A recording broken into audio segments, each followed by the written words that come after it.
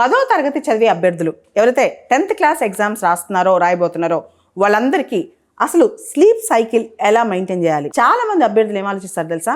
రాత్రంతా చదవాలి, టెన్షన్కి ఏం చేస్తారు, నైట్ 1-2 వరకు చదువుతారు.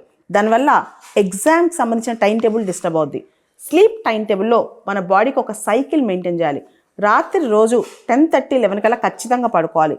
పొద్దున 6 వరకు అంటే 7 అవర్స్ స్లీప్ అనేది మస్ట్ అనమాట. ఫస్ట్ పాయింట్ 7 అవర్స్ స్లీప్ ఖచ్చితంగా ఉండాలి. సెకండ్ పాయింట్ పొద్దున్న నిద్ర లేవగానే ఎగ్జామ్కి వెళ్ళే రోజు, ఎగ్జామ్కి వెళ్ళని రోజు, నెక్స్ట్ డేస్ అంటే ఎగ్జామ్స్ అయిపోయేంత వరకు కూడా నేను ఎగ్జామ్ టాప్లో రాస్తున్నాను, బాగా రాస్తున్నానని చెప్పి కళ్ళు తెరవకముందే మనం పాజిటివ్ అసెర్షన్ ఇచ్చుకోవాలి.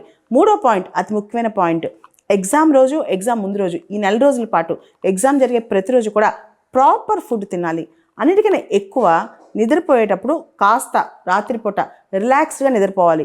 ఎప్పుడు కూడా కలవరపడుతూ నిద్రపోకూడదు ఎగ్జామ్స్ టైంలో. మోస్ట్ ఇంపార్టెంట్లీ పగలు నిద్ర ఎగ్జామ్స్ టైంలో అలవాటు చేసుకోకూడదు. ఎందుకంటే ఎగ్జామ్ రోజు పగలు నిద్రపోయే అవకాశం ఉండదు. దానికి కారణం ఎగ్జామ్ టైంలో మైండ్ మంపుగా ఉంటే కనుక ఆన్సర్స్ ఫాస్ట్గా గుర్తురావు అనమాట. కాబట్టి రాత్రిపూట నిద్రపోండి, పగలంతా ప్రిపేర్ అవ్వండి, రోజు ఒక మోడల్ ఎగ్జామ్ రాయండి. ధనిక్ భారత్ ఇంటర్మీడియట్ కాలేజ్ తరఫున మీకు ఎగ్జామ్ టెక్నిక్స్ షార్ట్ కట్లో సిరీస్ లాగా రిలీజ్ అవుతాయి.